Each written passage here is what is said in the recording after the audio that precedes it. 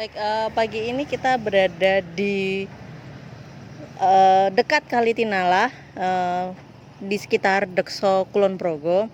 Nah, di sini kita akan melihat morfologi yang bisa kalian amati di belakang saya, di bagian kanan saya dan di bagian kiri saya itu ada dua bukit. Nah, kalau kalian amati dengan seksama sebenarnya dua bukit ini sebenarnya terpisahkan oleh sebuah sungai, di mana sungai ini itu merupakan indikasi adanya struktur. Nah, nanti akan dijelaskan oleh yang dosen yang lain seperti Ibu Anis, kemudian Ibu Jenian, bagaimana sih formasinya. Nah, di sini kita akan melihat morfologinya. Kenapa sih dua morfologi ini kok sama-sama tingginya kemudian bisa terpisah? Akan kita lihat melalui tampilan dari drone nanti ya. Nanti kita saksikan.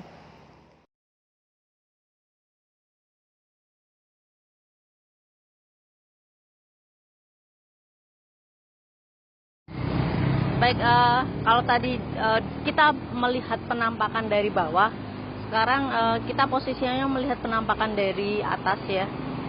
Kalau dilihat view di belakang saya, bisa kalian lihat bahwa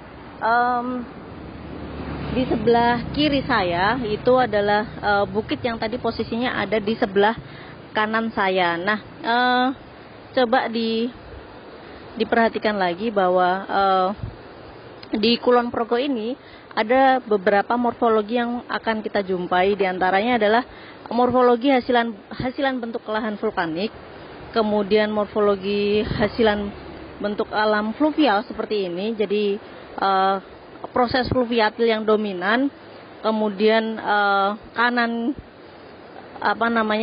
kirinya itu bisa kalian lihat bahwa banyak endapan-endapan akibat proses fluvial yang kalau kita amati produknya adalah produk-produk dari aktivitas gunung api. Jadi batuan berupa konglomerat atau breksi dan basalt banyak dijumpai di sungai.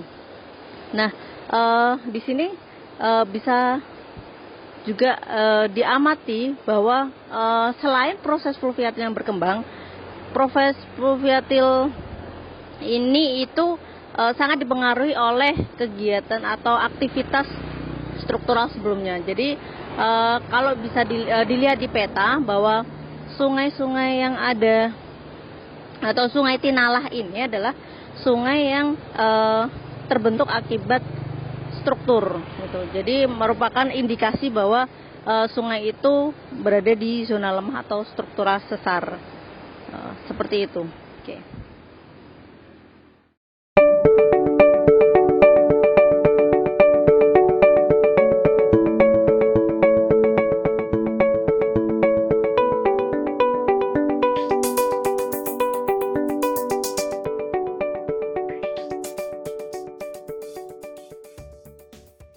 Oke, baik, kalau misalkan kita mau jalan-jalan di Kulon Progo ya, banyak hal yang bisa kita lihat.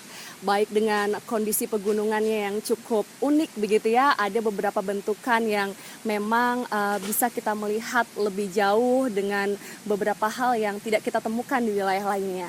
Nah, di Kulon Progo itu sendiri ketika kita menyusuri dari kampus lapangan ITNY, kemudian kita menyusuri jalan ke wilayah bagian selatan begitu, kita akan menemukan beberapa titik lokasi yang cukup menarik. Salah satunya itu berada di sini, yaitu berada di Kali Watupuru, Desa Kalisonggo.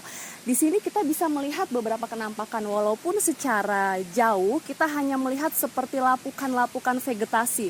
Tetapi kalau kita melihat lebih dalam gitu ya, kita melihat beberapa bentukan yang ada, itu kita melihat ada litologi batu pasir yang memang secara garis besar kayaknya hanya tanah begitu. Tetapi kalau kita lihat ada beberapa material dan mineral-mineralnya di situ masih terlihat material pasirnya yang membulat ya.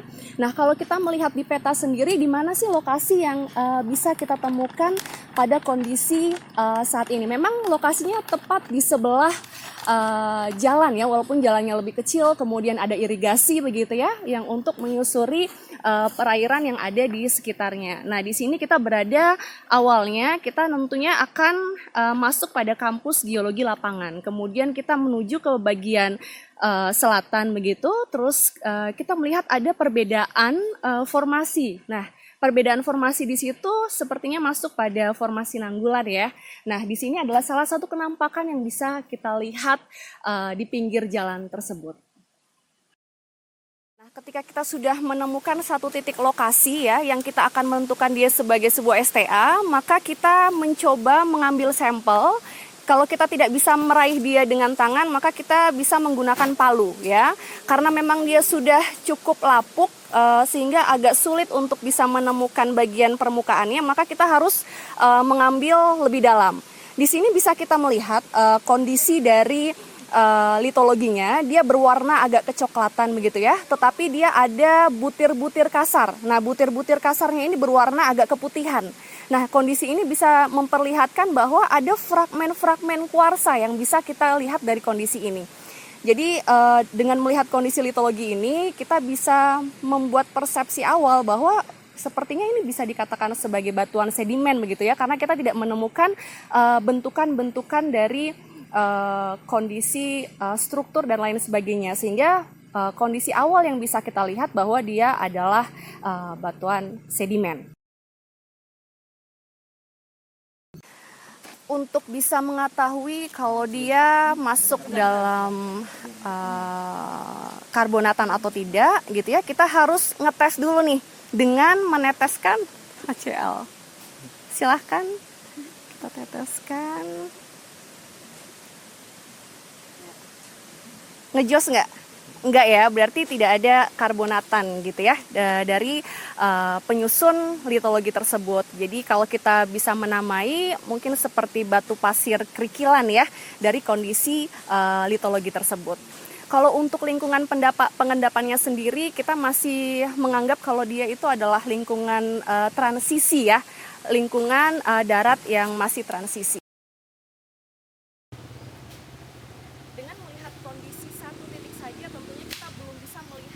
Bagaimana ceritanya, dari mana asalnya begitu ya, maka kita perlu mengetahui lebih lanjut di sekitar sini terdapat litologi apa lagi, kemudian karena kondisi di sini tentunya bukan sesuatu yang ideal untuk bisa kita ketemukan struktur sedimennya seperti apa, dia bisa terendapkan di mana saja, maka kita membutuhkan untuk mencari tahu jalan lagi apakah ada litologi lainnya yang berada di dekat sini yang tentunya berada pada formasi Nanggulan yang sama ya. Seperti apa di sana? Ayo kita jalan.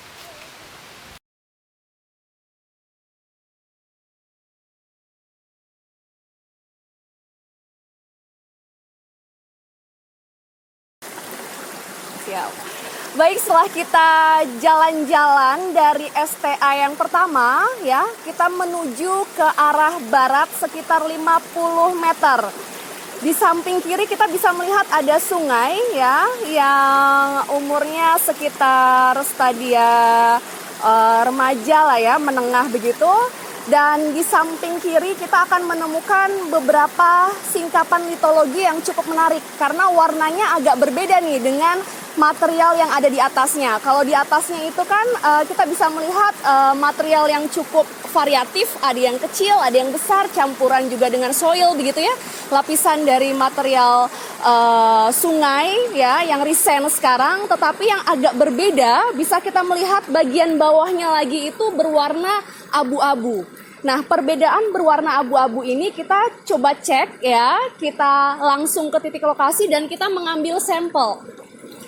Kalau misalkan ada beberapa sampel yang bisa kita ambil menggunakan tangan, it's okay. Tetapi kalau misalkan harus kita menggunakan palu, maka kita bisa gunakan palu juga. Ya, nah kemudian kalau kita menemukan litologi pada bagian awal, langkah pertama mungkin kita bisa lihat warnanya begitu ya. Kemudian ini warnanya sekitar warna abu-abu kecoklatan ya. Terus untuk ukuran butirnya dia batu lempung ya, batu lempung, ukurannya lempung begitu ya. Coba kita cek apakah dia ada karbonatannya atau tidak. Kita menggunakan HCl untuk bisa menentukan apakah ada karbonatan di batuan ini atau tidak.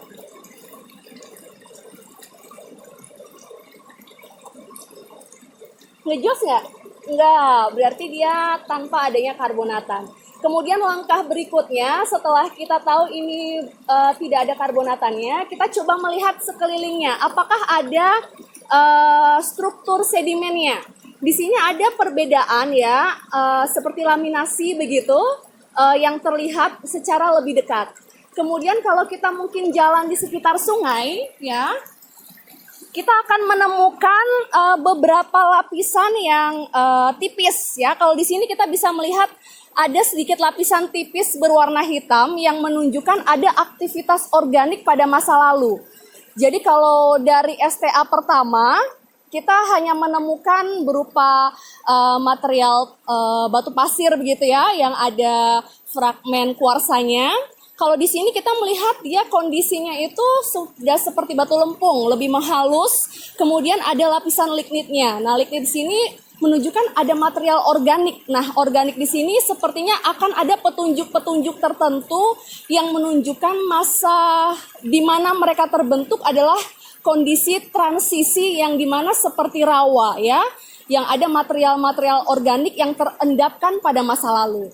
Selebihnya kalau seperti ini aja belum cukup ya, kita sepertinya harus cari lihat lebih dalam apakah ada lapisan yang lebih tebal yang memperkuat kita untuk menunjukkan memang material-material organik yang lebih tebal ada di sekitar sini. Dan apakah betul juga kondisi transisi ini masih menetap sampai di sini. Maka kita harus cek-cek lagi ya di kondisi yang lebih banyak pada litologi di sekitar sana. Kalau tadi sudah ada lapisan organik tipis di wilayah sini ya. Kalau kita menuju ke bagian hilir sungai, kita menemukan yang agak lebih tebal ya. Kalau kita bisa lebih cermat lagi, ternyata ada cangkang-cangkang moluska ya, yang menunjukkan ada kehidupan organisme, kehidupan cangkang-cangkang yang ada di laut. Kemudian di sini ada yang dari darat begitu ya. Ada kondisi-kondisi tertentu pada masa-masa transisi. Nah, masa-masa transisi ini yang menunjukkan bahwa ada kondisi material moluska dan kondisi organisme pada rawa. Jadi memang ada kondisi transisi yang menunjukkan kehidupan pada masa lalu.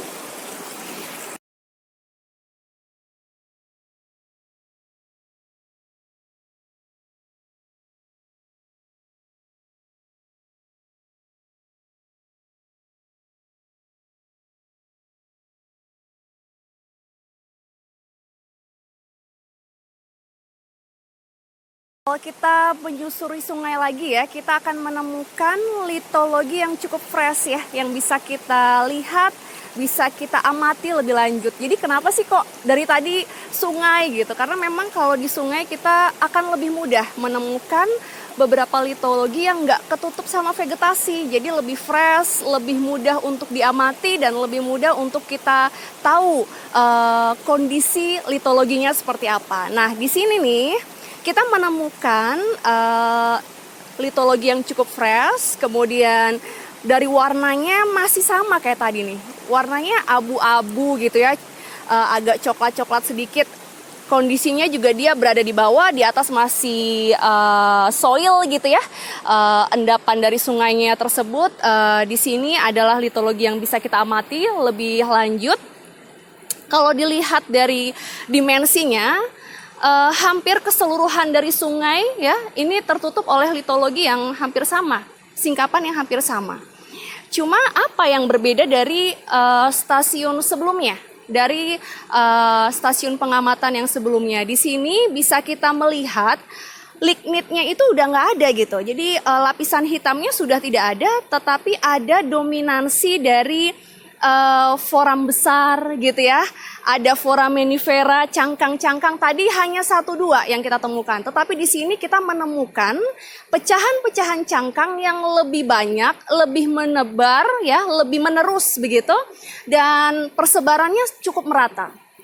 Sebenarnya apa indikasi kenapa kok bisa begini gitu ya, bisa berbeda dari STA sebelumnya. Jadi kalau sebelumnya kita punya interpretasi kalau kondisi sebelumnya dia ada unsur dari kondisi rawa ya, ada lignitnya, tapi kalau di sini lebih banyak foraminifera, ada foram besarnya ya. Jadi ada sedikit perbedaan dari kondisi tersebut. Itu ada indikasi untuk pola pengendapannya. Tapi sebelum ke situ mungkin kita akan cek dulu nanti ya stratigrafinya bagaimana. Nanti kalau misalkan kalian menemukan strike dip-nya, kita akan cek ya. Kalau misalkan dari sebelumnya dan yang di sini kira-kira tua yang mana? Lebih muda yang mana? Kalau memang kondisinya nanti kita ukur, dia bentuknya seperti ini. Jadi kita kalau dari sana ke sini, anggaplah berarti kira-kira kondisinya dari rawa menuju ke lebih banyak foraminifera, foram besar begitu, akan menuju lebih ke arah laut, lebih dalam gitu daripada ke arah rawa yang sebelumnya yang ada lignitnya. Jadi ada kondisi apakah di sini dia lebih muda begitu ya. Kalau dia lebih muda berarti mengalami kondisi laut yang lebih dalam ya. Nah, itulah keterdapatan litologi yang bisa menunjukkan interpretasi bagaimana pola pengendapannya dari keterdapatan foram ya, keterdapatan fosil yang ada pada litologi tersebut. Nah, kondisi-kondisi ini yang dapat kita temukan pada formasi Nanggulan.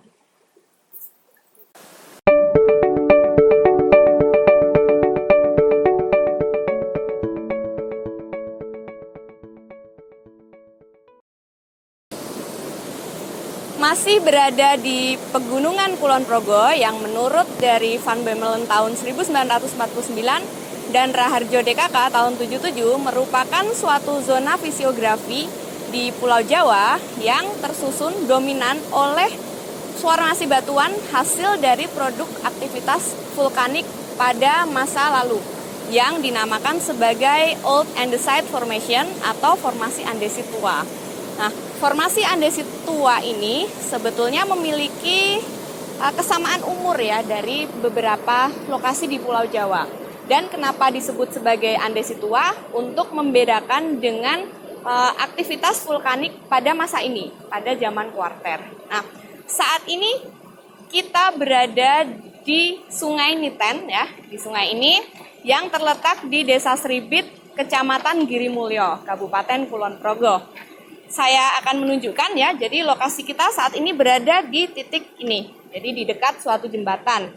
Jika kita melihat pada peta geologi regional, kita berada pada dua formasi batuan yang saling berdekatan. Oke, nah formasi andesit tua ini memiliki umur aktivitas pada oligosen ya, dengan aktivitas yang semakin naik ya, semakin naik dan kemudian sampai pada Miosen awal. Jadi kita akan mengharapkan mendapatkan di lapangan ya produk vulkanik hasil dari aktivitas formasi andesit tua tersebut. Nah, kita akan melihat apa litologi batuan yang berada di lokasi Kali Niten ini ya. Nah, baik, kita bisa melihat, bisa ditutup. Singkapan batuan kalau kita melihat dari ukuran butirnya ya sangat bervariasi. Ada yang berukuran bongkah, boulder, ada juga yang berukuran pebble dan kerikil ya. Jadi berbagai macam ukuran. Dan keseluruhan dari bongkah batuan dan berbagai ukuran tersebut terkompaksi menjadi satu dalam suatu matriks. Matriks yang sudah berbeda lagi karakteristiknya. Oke, baik. Kemudian kalau kita amati secara keseluruhan ya, kita bisa melihat ya bahwa formasi batuan ini tidak memiliki suatu struktur sedimen ya berupa kemenerusan atau perlapisan yang dapat diukur atau tampak ya. Nah, hal itu menunjukkan suatu mekanisme pembentukan tertentu ya. Oke, baik. Nah, kita tadi kan sudah mengatakan ya bahwa formasi andesit tua ini tersusun oleh batuan beku produk vulkanik yang kalau dari namanya tentunya juga mengacu pada jenis batuan yang menyusun dari produk aktivitas vulkanik tersebut. Oke, mari kita lihat seperti apa sih sebenarnya isi ya atau jenis batuan dari formasi tersebut.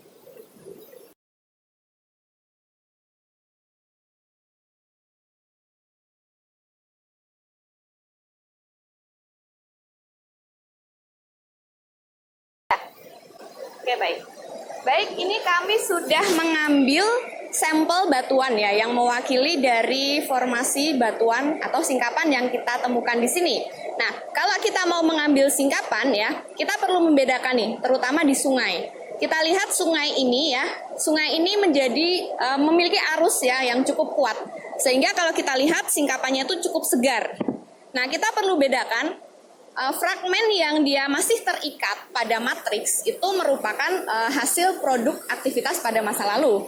Tetapi kalau kita melihat ya ada fragmen-fragmen yang dia terlepas dari matriks tersebut, berarti dia sudah mengalami pengangkutan proses masa kini. Nah, untuk keperluan pengamatan singkapan di pemetaan geologi, kita harus mengambil sampel yang memang melekat pada matriks atau batuan dasarnya. Nah, ini saya ambil ya dari fragmennya, fragmen yang berukuran cukup besar. Saya lihat setelah kita amati ya, ini memiliki beberapa mineral ya.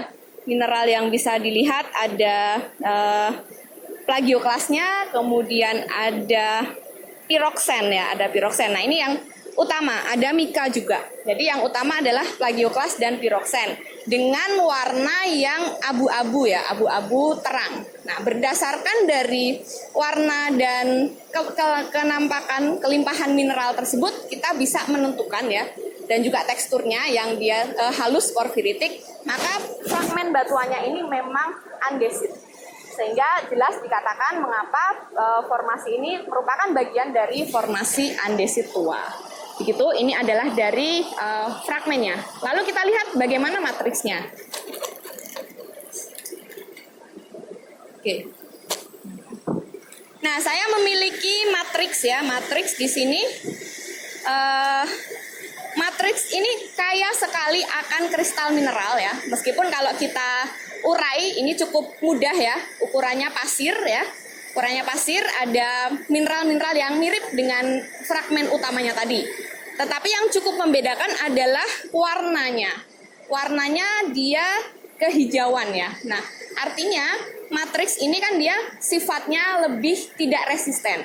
Dia lebih mudah mengalami perubahan dibandingkan matriks yang dibandingkan fragmen yang resisten ya.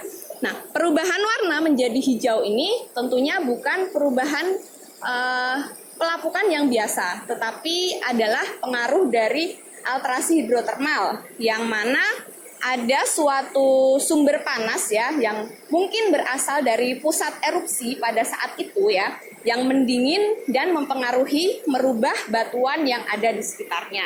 Oke ya, jadi sudah ada perubahan yang mengubah dari matriks batuan tersebut ya. Oke, baik. Berdasarkan kenampakannya dan ciri litologinya, kita bisa ya menentukan batuan ini tuh namanya atau jenisnya apa. Ya, secara petrologi kita sepakat kalau batuan ini disebut sebagai andesit ya. Oh, breksi, mohon maaf. Breksi. Dengan adanya fragmen andesit, maka bisa kita katakan adalah breksi andesit. Kemudian saya mengamati bahwa karakteristik fragmennya itu bersifat angular atau runcing-runcing ya, cukup runcing atau subangular, dan juga terdapat struktur fragmen yang seperti bom vulkanik. Ada rekahan-rekahan pola rekahan pada fragmennya. Nah, umumnya bom vulkanik ini merupakan produk dari aktivitas vulkanik yang disebut sebagai piroklastik ya. Jadi erupsi yang bersifat letusan ya, atau piroklastik seperti itu. Nah, berdasarkan hal tersebut ya, kalau produk piroklastik ya dari suatu pusat erupsi dan dia memiliki ukuran butir yang cukup besar ya, tidak kita temukan adanya struktur sedimen yang berkembang, maka bisa kita simpulkan bahwa breksi vulkanik ini terendapkan pada lingkungan darat. Jadi pada suatu lingkungan vulkanik ya. Oke. Kemudian kalau kita membahas mengenai suatu vulkanisme ya, ada suatu pusat erupsi yang mengeluarkan produk. Kita bisa melakukan analisis mengenai fasiesnya ya. Fasies itu merupakan posisi dari produk vulkanik itu terhadap pusat erupsi. Nah, berdasarkan dari karakteristik yang sudah kita bahas tadi, maka diperkirakan breksi andesit ini terbentuk pada fasies proksimal, yang mana letaknya menengah ya dari pusat erupsi dan masih mendapatkan pengaruh yang cukup besar dari kegiatan erupsi tersebut. Dibuktikan dengan adanya proses alterasi tadi ya yang menyebabkan matriks dari breksi andesit ini mengalami perubahan. Baik, nah tadi pada peta geologi regional kita menemukan adanya kontak formasi. Tetapi kalau saya lihat di sekeliling sini kita belum menemukan. Nah, maka kita harus melakukan penelusuran di sekitar lokasi titik ini. Nah, nanti kita harapkan akan menemukan formasi batuan yang berdekatan atau mengalami kontak dengan formasi breksi andesit ini. Oke?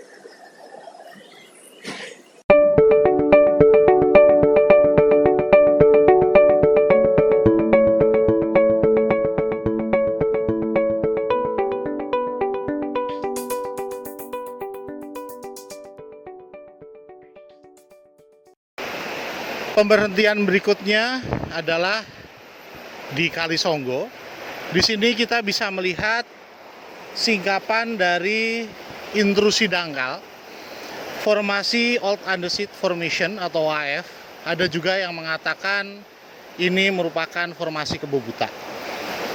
Apabila kita lihat di sini, litologi yang menyusun daerah Kali Songgo merupakan batuan beku intrusi dangkal andesit basaltis. Ya. Mari kita lihat secara visual atau secara megaskopis dari singkapan ini.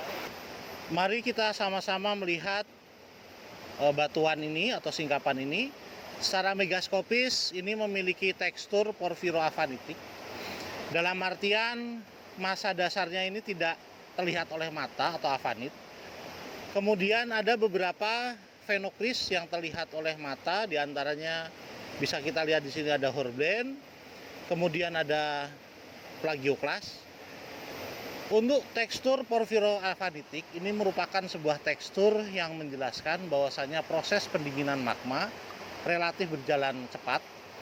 Oleh karena itu, ini diinterpretasikan sebagai intrusi dangkal, bukan intrusi dalam, karena intrusi dangkal memiliki proses pendinginan magma yang cukup cepat.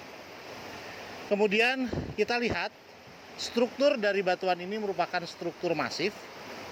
Ada beberapa rekahan-rekahan yang diidentifikasi sebagai struktur sekunder maupun struktur primer. Di mana struktur sekunder ini merupakan struktur yang terbentuk pada saat batuan itu terbentuk. Mungkin di sini akibat adanya pendinginan, kemudian ada rekahan-rekahan. Tetapi juga kita bisa melihat adanya struktur-struktur geologi atau yang kita kenal dengan struktur-struktur sekunder, di mana di sini memiliki sebuah pola.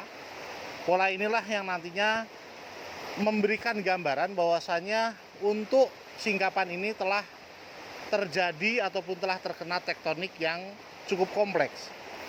Kemudian untuk intrusi dangkal dari formasi OAF atau Kebo Buta ini menerobos batu pasir dan batu lempung yang termasuk pada formasi Nanggulan. Baik, selanjutnya di sini saya akan sedikit mengulas bagaimana kita melakukan deskripsi batuan beku di lapangan. Yang pertama kita deskripsi adalah kenampakan fisiknya. Tentu saja bagaimana warnanya, kemudian tingkat kemasifannya. Lalu kita melihat komposisi mineral. Di sini kita bisa melihat mineral-mineral yang bersifat vanerik atau bisa terlihat oleh mata, tidak seluruhnya avanit. Kemudian dari situ kita bisa menentukan apa saja komposisi mineralnya. Setelah itu kita menentukan teksturnya. Baik itu teksturnya dia vanerik atau avanitik, ya, baik itu tekstur inequigranular atau granular. Kita juga bisa menentukan apakah ini teksturnya ada yang terlihat oleh mata atau seluruhnya tidak terlihat oleh mata telanjang atau avanit. Kemudian kita bisa melihat struktur batuan ini, di mana struktur batuan adalah kenampakan batuan dari skala singkapan. Kita bisa melihat di sini adanya struktur-struktur batuan yang diakibatkan oleh struktur geologi atau struktur sekunder, ada juga yang diakibatkan oleh struktur-struktur primer. Pemerian atau penamaan batuan bisa dilakukan atau bisa menggunakan klasifikasi yang cocok untuk digunakan di lapangan seperti Russell B. Travis dan lain sebagainya yang kita bisa menggunakan secara mudah di lapangan. Untuk pemerian selanjutnya kita bisa menggunakan analisis-analisis lanjut seperti petrografi, sehingga kita bisa melihat secara jelas apa saja penyusun mineral-mineral tersebut dan menentukan nama yang lebih valid daripada penamaan megaskopis yang telah kita lakukan di lapangan.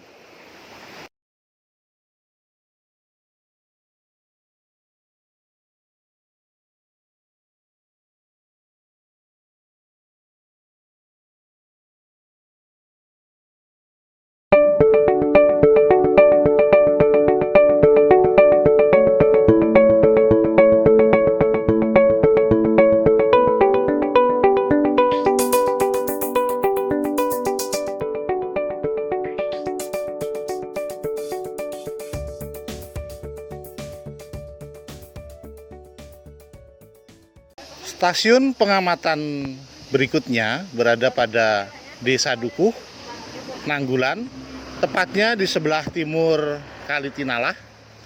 Di sini kita bisa melihat ada sebuah singkapan di dalam peta geologi regional Lembar Yogyakarta.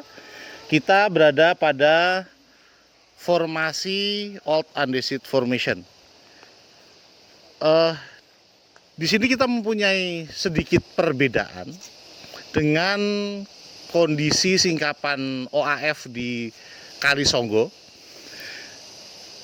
Sebagaimana kita ketahui bersama, untuk singkapan OAF di Kali Songgo berupa intrusi dangkal, yaitu berupa batuan beku yang masif. Tetapi di sini kita mempunyai singkapan yang berbeda atau tipe lain dari formasi OAF. Kalau kita lihat singkapan ini, seolah-olah dia memiliki fragmen dan seolah-olah dia memiliki matriks. Akan tetapi kalau kita lihat secara rinci, baik fragmen maupun matriksnya masih merupakan sebuah produk dari vulkanisme. Di sini kita bisa melihat fragmen yang besar itu tidak harus selalu di bawah. Fragmen yang besar kita bisa melihat ini ada fragmen-fragmen yang besar, dia tidak selalu di bawah. Hal ini menunjukkan adanya proses-proses debris ataupun material-material yang bekerja pada arus-arus turbulen, ya, dan arus-arus traksi, sehingga posisi dari fragmen-fragmen yang lebih berat tidak harus selalu berada di bawah. Nah, ini bisa kita lihat sebetulnya pada singkapan-singkapan endapan-endapan lahar.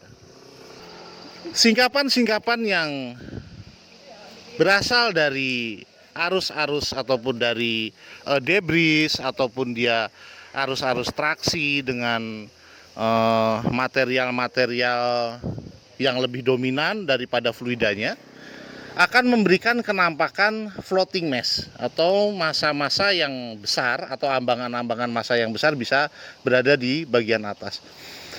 Kalau kita perhatikan, bagian-bagian fragmen ini terdiri dari batuan-batuan yang bersifat intermediate, yaitu batuan-batuan andesit dengan fragmen-fragmen berbagai material-material vulkanik, ya.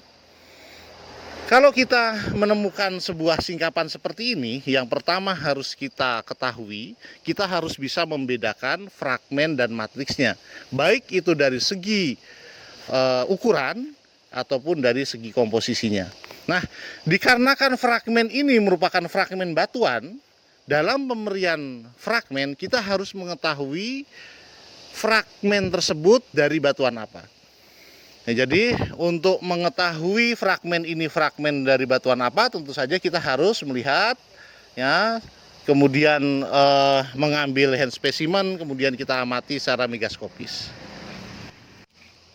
Bila kita melihat tekstur dari batuan beku yang ada pada singkapan ini, kita bisa melihat tekstur batuan beku menunjukkan tekstur porfiroafanitik, di mana tekstur porfiroafanitik menandakan adanya fenokris yang terlihat oleh mata telanjang, akan tetapi massa dasar tidak terlihat oleh massa dasar atau afanit.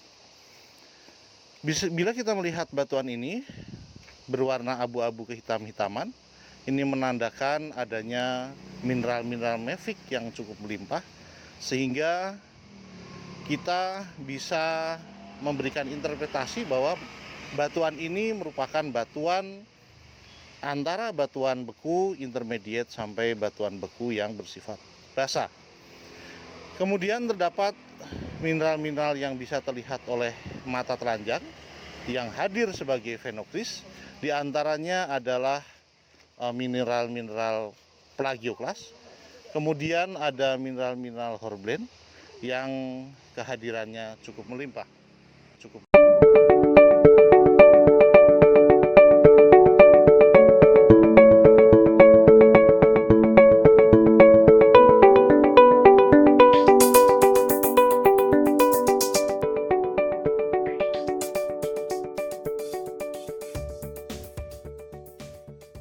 Baiklah, saat ini kita berada di sungai di sebelah barat dari Waduk Sermo. Di sini kita akan mempelajari mengenai struktur geologi yang berkembang di daerah ini. Jadi sebagai seorang geologis, pertama kali yang kita melakukan pemetaan geologi adalah kita memanfaatkan media-media yang ada, baik itu peta topografi, citra satelit maupun foto udara untuk mengetahui bagaimana delineasi dari batuannya ataupun struktur geologi yang berkembang di daerah tersebut. Karena apabila kita melakukan penyusuran secara manual, kita menyusuri sungai, menyusuri punggungan, itu akan membutuhkan waktu yang cukup lama. Tapi kita dengan memanfaatkan kenampakan kelurusan-kelurusan, baik itu kelurusan sungai maupun kelurusan punggungan, maka kita bisa mengetahui apakah daerah tersebut mengalami struktur geologi atau tidak. Jadi secara umum bahwa apabila daerah tersebut tidak mengalami suatu struktur geologi, maka sungai akan lurus ataupun punggungan akan lurus. Tapi ketika ada struktur geologi, maka sungai akan berbelok atau punggungan itu akan mengalami patahan atau belokan. Nah, kita dengan memanfaatkan hal tersebut, kita melakukan delineasi kira-kira daerah mana yang akan kita kunjungi sebagai indikasi awal adanya struktur geologi yang berkembang di daerah tersebut. Dan sebagai seorang geologi juga harus memahami bahwa struktur geologi adalah merupakan daerah zona. Jadi bukan suatu garis lurus, tapi adalah zona. Dan zona itu akan ditampakkan adanya zona-zona hancuran. Nah, kita lihat di sekitar sini, kita banyak sekali zona hancuran, batu-batu yang hancur dan zona lapuh, karena daerah struktur geologi adalah zona yang lemah, sehingga daerah tersebut mudah terlapuhkan dan dia akan menjadikan suatu zona hancuran. Dan kita lihat sungai ini adalah memotong dari antara dua bukit ini. Nah, ini adalah jalur daripada indikasi adanya struktur geologi. Jadi sebagai seorang geologi adalah manfaatkan dulu data-data yang awal yang ada sebelum kita mengunjungi lapangan. Kita memanfaatkan data yang ada sebelumnya sehingga kita bisa mendelineasi, bisa memanfaatkan atau mengunjungi daerah-daerah yang lebih tepat. Kalau kita harus mengunjungi semua sungai, menyusuri semua bukit, maka kita akan butuh waktu yang lama dan biaya yang lebih banyak lagi. Nah, ketika kita sudah sampai pada lokasi yang kita tuju, indikasi-indikasi yang kita maksudkan sebagai adanya struktur geologi adalah adanya zona-zona lemah, seperti tadi kita tunjukkan ada zona hancuran, dan juga kita tambahkan di sini ada bidang yang lebih turun daripada bidang di atasnya. Ini diindikasikan adalah sesar normal. Ya, ini baru indikasi. Jadi ini ada bidang bidang gores garis, di mana ini adalah blok yang di bawah ini blok turun. Nah, itu adalah blok yang dia yang footballnya, ini yang hangwallnya. Dan kita juga di lapangan kita bisa memanfaatkan data-data yang ada, terutama ada data kekar. Di sini kita jumpai banyak kekar-kekar. Nah, seperti ini ada kekar-kekar seperti ini. Kita ukur arah kelurusannya dengan menggunakan kompas, kita ukur. Nanti kita masukkan pada software, kita akan mendapatkan kemana arah tegasan utamanya. Sehingga dengan kekar-kekar yang ada kita kumpulkan, kita ukur, kita bisa menginisikan struktur yang berkembang di daerah tersebut adalah struktur apa, berkembangnya strukturnya apa, dan arah tegasan utama yang berkembang di daerah tersebut adalah ke arah mana tegasannya. Demikian untuk struktur geologi, jadi kita harus memanfaatkan kondisi alam yang ada, penampakan yang ada, yang pertama, dan yang berupa kelurusan baik itu punggungan, kelurusan sungai, dan yang kedua adalah penampakan zona hancuran seperti ini. Ini adalah zona hancuran, di mana sungai ini adalah membelah dua bukit ini, dan juga kita kenampakan indikasi di lapangan, dan seperti tadi adanya gores garis, dan juga kekar-kekar di daerah ini. Terima kasih.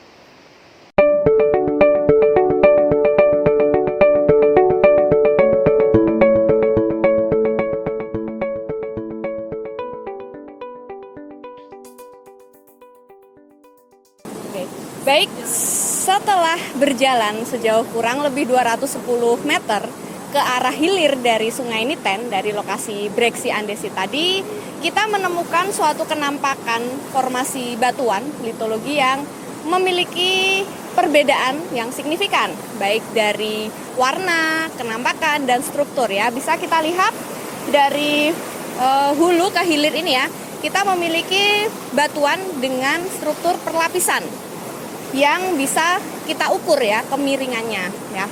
Kita bisa ukur kemiringannya. Nah, secara orientasi ya kita bisa lihat bahwa kemiringannya ini adalah ke arah hilir ya. Sehingga kalau menurut umur relatif dari batuan, kita bisa harapkan semakin kita berjalan ke arah hilir, kita akan mendapatkan batuan yang semakin muda. Oke, baik. Struktur sedimen berupa perlapisan yang menunjukkan bahwa batuan ini adalah batuan sedimen. Oke ya. Nah, kemudian kita lihat ya, sebenarnya batuan sedimen yang ada di sini itu apa? Nah, ini sudah ada sampel batuan yang kita ambil dari singkapan ini ya. Kita amati ya, warnanya ini adalah abu-abu kecoklatan ya, dengan ada suatu orientasi ya, dan pola atau tekstur yang bisa kita tentukan nih. Kita bisa tentukan ya ukuran butirnya, kita raba ya. Ini ukurannya adalah pasir ya, pasir sedang hingga kasar. Nah, kemudian terdapat ya komponen ya yang kalau dari warnanya itu ada yang berwarna putih ya, putih dengan bentuk yang bulat atau pecah-pecah. Nah, ini kita interpretasikan sebagai mungkin adalah fosil dari organisme. Nanti kita cek lagi ya.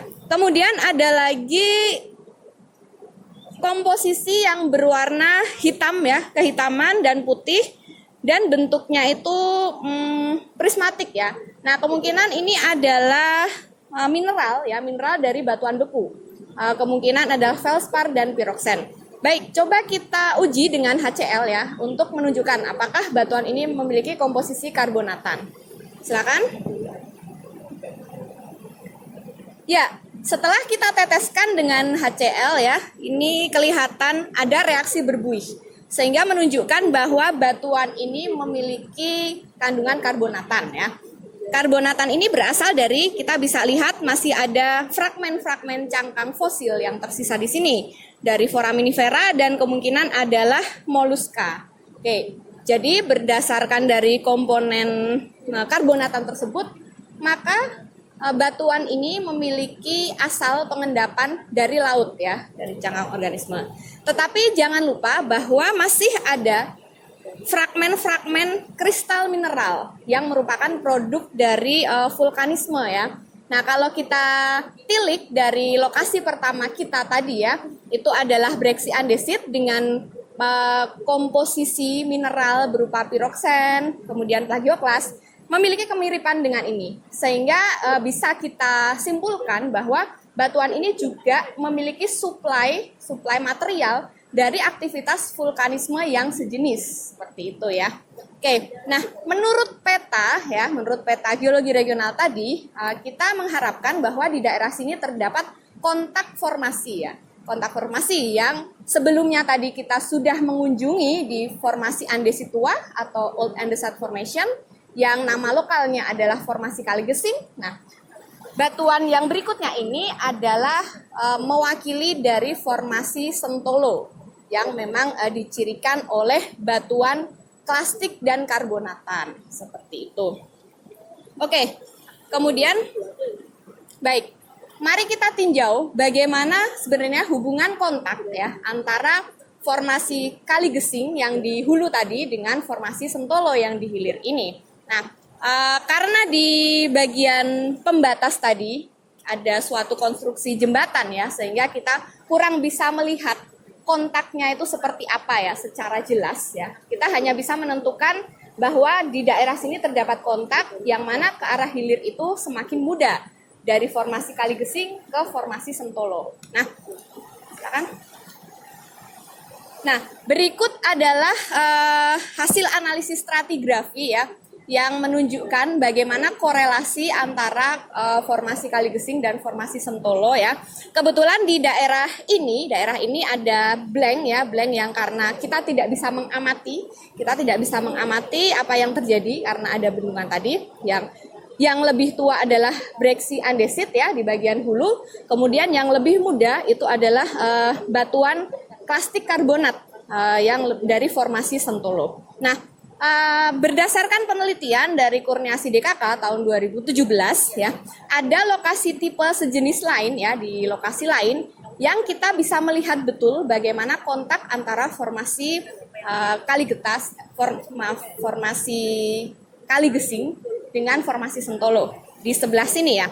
Nah, di kolom stratigrafi yang sebelah ini menunjukkan bahwa pengaruh aktivitas vulkanisme itu memang semakin lama itu semakin berkurang dari yang awalnya oligosen hingga awal miosen. Nah, di awal miosen ini batuan di daerah ini pada masa lalu masih mendapatkan suplai material vulkanik yang kita lihat pada sampel tadi. Dan semakin lama itu akan semakin berkurang ya, semakin banyak pengaruh karbonatan atau dari lingkungan laut ya, laut dangkal atau sampai dalam. Oke.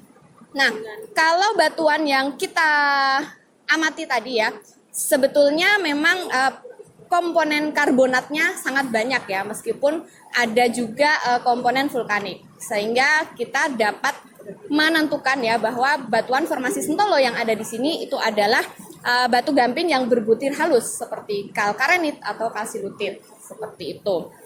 Nah, baik. Seperti ini ya, jadi kita bisa melihat memang pengaruh vulkanik itu tidak langsung habis ya. Tidak langsung habisnya ini dalam artian bisa secara temporal, bisa juga secara spasial tuh ya. Kita mungkin ada sumber vulkanik yang lain atau sumber vulkanik pada masa yang berdekatan dengan pengendapan formasi Sentolo ini. Ya, demikian penjelasan dari formasi Sentolo ini.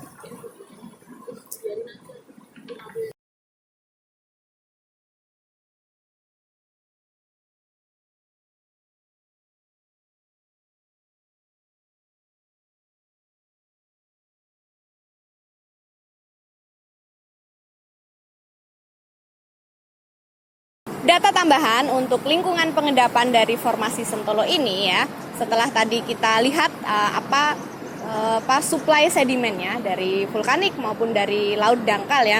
Nah, dari singkapan kita bisa melihat struktur sedimen secara lebih detail ya, yang tergambar pada kolom stratigrafi ini ya.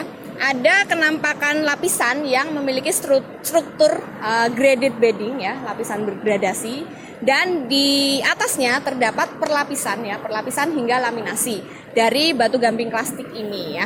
Nah, berdasarkan asosiasi dari struktur sedimen tersebut, ini mencirikan model satuan dari Boma sequence ya, yang mana Boma sequence ini terendapkan pada suatu tubuh air yang mana terdapat slope atau lereng sehingga membentuk struktur-struktur sedimen tersebut. Nah, kita bisa menginterpretasikan ya, slope ini bisa saja berasal dari tubuh vulkanik, tubuh gunung api purba pada masa itu, atau memang berasal dari morfologi dasar laut yang tempat formasi Sentolo ini diendapkan. Jadi kita bisa menginterpretasikan bagaimana lokasi pengendapan, lingkungan pengendapan dari struktur sedimen di formasi Sentolo ini.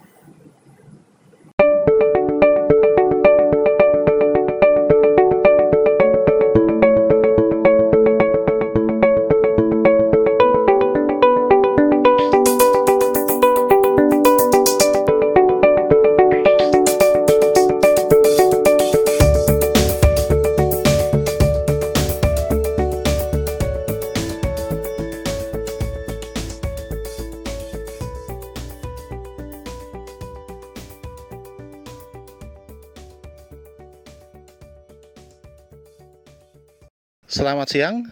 Di sini kita sudah sampai pada Gunung Lanang yang bertempat di Jonggrangan, Kulon Progo. Sebelah kanan saya di sini ada sebuah bukit, di mana bukit ini merupakan bukit yang tersusun oleh batu gamping terumbu. Batu gamping terumbu ini masuk pada formasi Jonggrangan. Secara regional, formasi Jonggrangan ini merupakan formasi yang diendapkan tidak selaras di atas formasi OAF.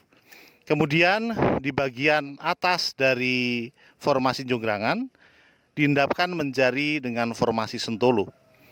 Pada bagian atas formasi Jonggrangan terdapat batu gamping terumbu, batu gamping globigerina dan napal.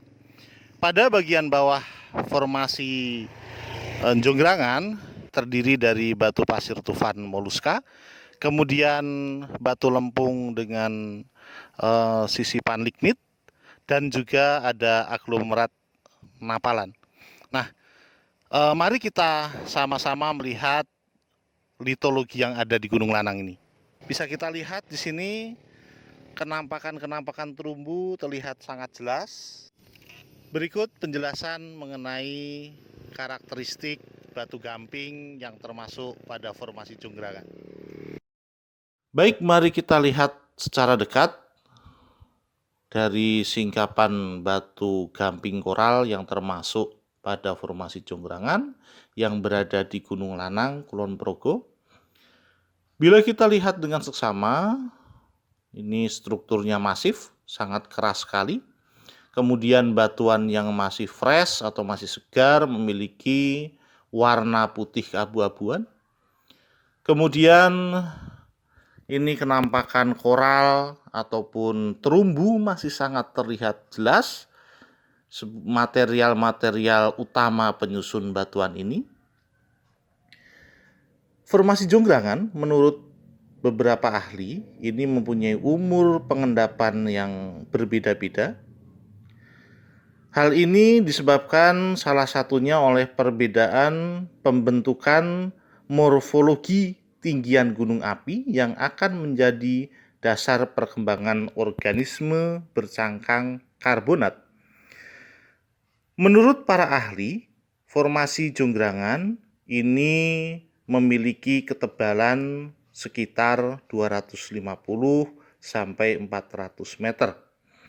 Kemudian walaupun pada beberapa lokasi memiliki umur yang berbeda-beda, namun para ahli memberikan kisaran umur formasi Jonggrangan ini terbentuk pada Miosen bawah sampai ke Miosen tengah. Sekali lagi, berumur Miosen bawah sampai pada Miosen tengah dan diendapkan tidak selaras di atas Old Andesite Formation. Mari kita bersama-sama melihat salah satu singkapan dari formasi Jonggrangan. Ini tersingkap di sini adalah formasi Jonggrangan yang merupakan batu gamping terumbu atau batu gamping koral. Mari kita lihat secara jelas. Mari kita sama-sama melihat kenampakan megaskopis dari singkapan batu gamping terumbu yang ada di Gunung Lanang ini. Bila tadi kita melihat singkapan batu gamping koral yang termasuk pada formasi Jonggrangan di bawah Gunung Lanang atau di kaki Gunung Lanang, sekarang kita melihat singkapan batu gamping koral yang termasuk pada formasi Jonggrangan di bagian atas atau di bagian puncak dari Gunung Lanang. Tidak jauh berbeda memang antara singkapan batu gamping yang ada di bawah atau di kaki Gunung Lanang dan di puncak Gunung Lanang. Masih sama-sama batu gamping koral atau batu gamping terumbu. Memiliki struktur masif sangat keras sekali ini. Kemudian berwarna putih keabu-abuan. Ya, material-material terumbu atau material-material koral masih sangat terlihat yang menjadi material utama penyusun dari batu gamping ini.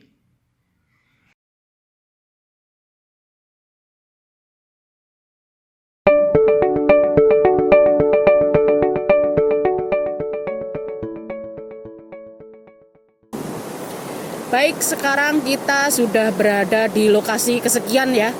Jadi secara geografis kita sedang berada di sebuah sungai yang cukup besar. Jadi sungai ini bisa dikatakan telah memiliki stadia yang remaja sampai dewasa. Nah, kalau kita lihat secara umum sungai ini memiliki arah aliran ke selatan. Jadi saya ini sedang menghadap ke arah selatan ya. Jadi hilir ini adalah arah selatan. Nah, di dalam secara posisi geografis, sungai ini adalah Sungai Serang atau Kali Serang ya. Tepatnya berada di Desa Sidomulyo, Kecamatan Pengasih, Kabupaten Kulon Progo. Mungkin bisa ditunjukkan di peta kurang lebih posisinya di sini. Dan ini adalah lokasi yang cukup ideal untuk melakukan pengamatan formasi Sentolo. Karena kebetulan juga dalam peta geologi ini kita melihat di sini letaknya berada dalam formasi Sentolo. Dan mungkin pada lokasi sebelumnya kita juga sudah melihat penampakan formasi Sentolo ya. Namun di sini ini bisa dilihat bahwa kondisi batuannya bisa dibilang berbeda. Nah, kalau kita amati ini saya kebetulan sudah punya sampelnya ya. Ini secara megaskopis yang bisa kita deskripsi adalah warna batuannya yang cenderung terang dan lumayan ringan ya untuk batu seukuran setangan seperti ini cukup ringan. Dan mungkin bisa dites dengan HCl, ini kita akan lihat bagaimana komposisi karbonatannya, apakah karbonatan atau tidak. Nah, ternyata ini sangat karbonatan karena reaksi dengan HCl ini cukup tinggi ya.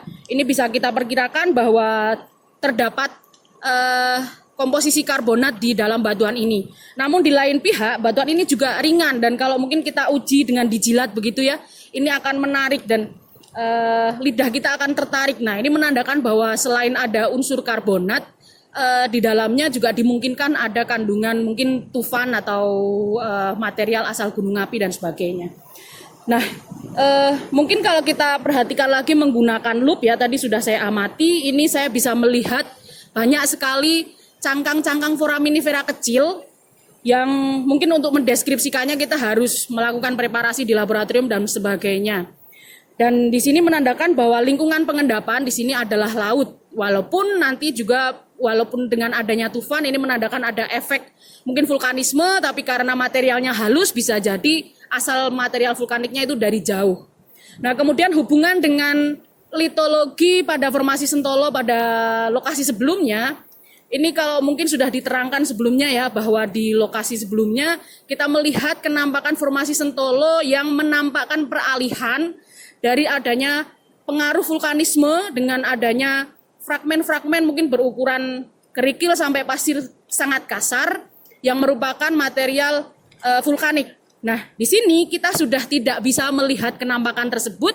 Sebaliknya yang kita jumpai adalah butiran-butiran karbonat seperti itu. Sehingga bisa dikatakan bahwa pengaruh laut di sini sudah semakin tinggi. Nah, kemudian kebetulan beberapa tahun yang lalu kami pernah melakukan penelitian di lokasi ini ya, sampai ke arah hilir beberapa ratus meter begitu. Kami menjumpai litologi yang konsisten, yaitu batuan karbonat berukuran pasir hingga lanau, dan ini menerus sampai ke arah hilir beberapa ratus meter. Dan bahkan kalau kita melakukan pengamatan di tebing-tebing jalan, itu juga banyak sekali ditemukan tebing-tebing yang menunjukkan singkapan yang kurang lebih sama dengan yang ditemukan di sungai. Nah, di sini kami melakukan analisis fosil juga yang kemudian kami peroleh umur yaitu Miosen tengah. Di mana kalau kita hubungkan dengan lokasi sebelumnya, hasil analisis fosil menunjukkan umur Miosen awal. Sehingga dari posisi umur relatifnya, maka lokasi ini bisa dibilang lebih muda daripada lokasi sebelumnya. Dan kalau kita lihat di sini ya, di peta ini adalah lokasi sebelumnya di Kali Niten ya. Kemudian sampai ke lokasi ini di Sungai Serang. Ini berarahnya dari utara ke selatan dan konsisten arah strike dip-nya mengarah ke selatan. Jadi miringnya ke arah selatan sehingga dari posisi posisi lapangannya ya, kedudukan di lapangan dengan posisi umur relatif dari fosilnya itu konsisten, yang mana mengatakan bahwa semakin ke selatan ini formasi Sentolo ini mengarah ke umur yang lebih muda seperti itu.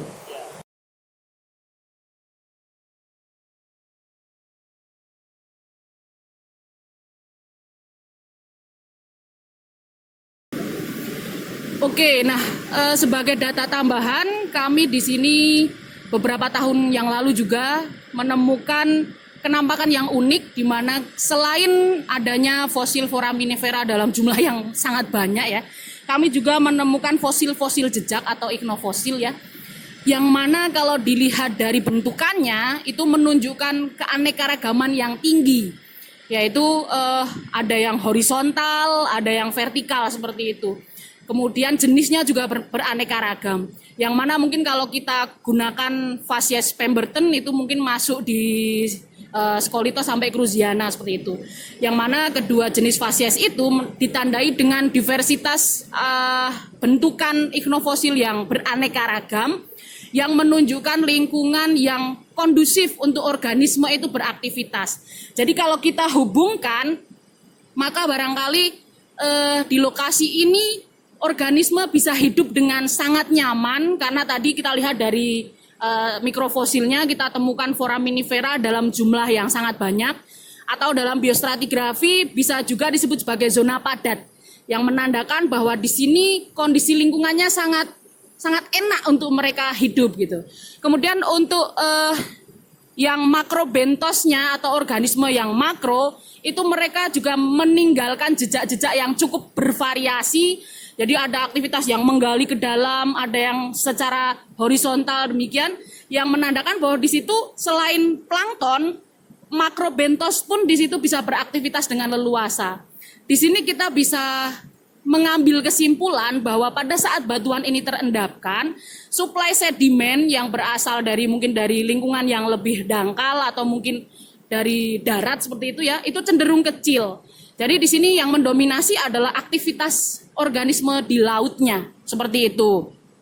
Nah, kalau kita hubungkan secara regional ya dengan aktivitas vulkanisme di Kulon Progo secara keseluruhan, mungkin kita bisa korelasikan bahwa pada saat terendapkan formasi Sentolo bagian awal tadi yang kita kunjungi di Kaliniten, itu menunjukkan mungkin masih ada sedikit aktivitas vulkanisme walaupun sifatnya mungkin transported seperti itu ya. Namun di sini karena mungkin posisinya sudah terlalu jauh atau barangkali kondisi yang mau ditransport itu sudah tidak ada atau bahkan juga bisa terjadi pendalaman dan sebagainya. Jadi banyak sekali faktor. Di sini sudah tidak ada vulkanik yang dekat yang mengganggu kehidupan organisme untuk beraktivitas di lingkungan ini seperti itu. Oke. Baik, nah berikutnya saya ingin memberikan gambaran sederhana saja ya tentang bagaimana hubungan formasi Sentolo bagian bawah dengan formasi Sentolo yang kita katakan di sini bagian tengah sampai bagian atas seperti itu ya. Dan juga di sekeliling kita punya secara fisiografi kita punya batuan andesitua yang tadi sudah dijelaskan, yaitu formasi Kali Gesting dan formasi Dukuh. Kemudian juga di atas kita punya formasi Jonggrangan yang merupakan batu gamping terumbu. Nah, kita lihat hubungan dari ketiganya. Nah, di sini saya menggambarkan daerah Kulon Progo ini awalnya merupakan daerah vulkanik ya. Beberapa gunung api yang aktif seperti itu.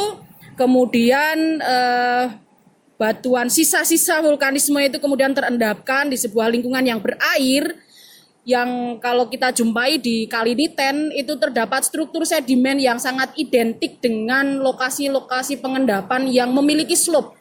Jadi slope ini bisa di mana saja, bisa merupakan slope gunung api seperti ini ya. Ini contoh yang saya gambar, ini adalah slope gunung api. Bisa jadi di sini slope-nya mungkin ya slope laut seperti itu, slope laut seperti biasa. Yang jelas bahwa di sini ada slope dan kemudian di sini ada air laut. Jadi di sini ada sea level ya. Ada sea level kurang lebih posisinya ya katakanlah di sini seperti itu. Kemudian ketika ada slope, kemudian ada air, maka di sini memungkinkan untuk terbentuk endapan-endapan yang turbidite bisa dibilang seperti itu. Dan sebagai buktinya kita jumpai di lokasi Kaliniten kita menjumpai sequence boma ya, walaupun mungkin fasiesnya masih di fasies yang proksimal atau fasies dekat. Jadi kita jumpai gradasi, kemudian ada perlapisan seperti itu. Nah, di sini kita tidak terlalu menjumpai sequence boma seperti yang kita jumpai di lokasi berikutnya. Malahan yang kita jumpai ya hanya perlapisan-perlapisan yang ukuran butirnya jauh lebih halus daripada lokasi sebelumnya. Kita tidak lagi menjumpai gradit, mungkin kalau ada itu berada di lapisan yang sangat bawah sekali. Nah, sehingga bisa dikatakan bahwa dalam fasies pengendapan lokasi ini merupakan fasies proksimal. Distal, sorry. Distal in proksimal. Jadi istilah proksimal dan distal di sini berbeda dengan fasies gunung api yang sudah dijelaskan sama Ibu Jenian ya. Di sini saya gunakan istilah proksimal dan distal lebih mengacu kepada lingkungan pengendapan berair seperti itu, bukan fasies gunung api ya. Oke, nah ini kejadian yang membentuk formasi Sentolo kurang lebih seperti itu. Nah, kemudian bagaimana dengan formasi-formasi yang lain? Nah, kita tahu bahwa formasi Kali Gesing dan formasi Dukuh itu adalah OAF atau Old Andesite Formation yang mana produk dari gunung api di sini. Nah, kemudian di atasnya kita jumpai formasi Sentolo yang melampar di lereng-lereng gunung api. Jadi kalau kita gambarkan ini adalah formasi Sentolo ya, yang ada di lereng. Jadi secara fisiografis Pegunungan Kulon Progo itu adalah sebuah pegunungan tinggian yang dikelilingi oleh batuan sedimen karbonat. Dan di puncak-puncak gunung dari Pegunungan Kulon Progo pun kita menjumpai batu gamping di sini. Yang kita sebut sebagai formasi Jonggrangan ya. Jadi di sini kita di puncak-puncak gunung kita jumpai formasi Jonggrangan. Nah, perbedaan formasi Jonggrangan dengan formasi Sentolo itu sangat mencolok sekali, di mana formasi Sentolo ini punya ciri khas dia merupakan batuan sedimen karbonat klastik seperti itu. Namun di Jonggrangan kita lebih menjumpai batu gamping terumbu. Nah, kalau mungkin kita bisa bayangkan kondisi lingkungan pengendapannya ya. Jadi kebetulan mungkin dari sekian banyak gunung api yang ada di Kulon Progo itu ada yang puncak gunung apinya tertutup oleh air laut. Jadi mungkin karena air laut itu mengalami kenaikan seperti itu, sehingga puncaknya itu sedikit tertutupi oleh air laut. Dan di sini ketika vulkanisme mati, maka menjadi kesempatan bagi organisme untuk meninggali atau mereka membangun kehidupan di puncak-puncak gunung api ini. Jadi kalau di sini tidak mungkin karena terlalu dalam. Kalau di lereng gunung api tidak mungkin karena sudah terlalu dalam. Di sini organisme terumbu tidak bisa hidup. Tapi di sini ini dangkal. Sementara di sini dalam. Sehingga jelas perbedaannya kalau di formasi Sentolo karena lingkungannya lebih dalam kita menjumpai batuan yang klastik seperti itu. Sementara yang di Jonggrangan karena dia dangkal maka terbentuk batu gamping terumbu. Jadi kurang lebih seperti itu hubungan dari formasi-formasi yang ada di Kulon Progo. Jadi formasi-formasi Oligosen sampai Miosen kurang lebih hubungannya seperti itu. Nah, kemudian kalau kita menjumpai lagi mungkin di bagian sini ya, di formasi Sentolo bagian tengah sampai akhir itu secara kedudukan stratigrafisnya itu posisi kemiringannya itu semakin landai. Jadi kami sudah melakukan pengukuran di beberapa lokasi di formasi Sentolo bagian awal itu dipnya kurang lebih tadi ada sampai 60 ya. 60 bahkan kemudian berangsur-angsur menjadi 18, 20 dan di sini kita tadi mengukur adalah 6 derajat, kemiringannya 6 derajat. Jadi di sini posisinya sudah sangat landai seperti itu. Nah, ini kemungkinan juga merupakan inisial dip atau kemiringan asli pada saat batuan itu terendapkan. Jadi kemiringan batuan itu bisa disebabkan karena posisi batuan dasarnya ya, sehingga dia mengikuti posisinya atau kita sebut sebagai inisial dip. Tapi bisa juga posisi itu menjadi miring karena adanya struktur geologi. Nah, ini kemungkinan kalau kita lihat posisinya seperti ini ya, karena melandai begitu, mungkin formasi Sentolo ini dipnya merupakan inisial dip. Tapi untuk membuktikan hal itu kita ya perlu mengkaji lebih dalam mengenai struktur geologinya. Seperti itu kurang lebih.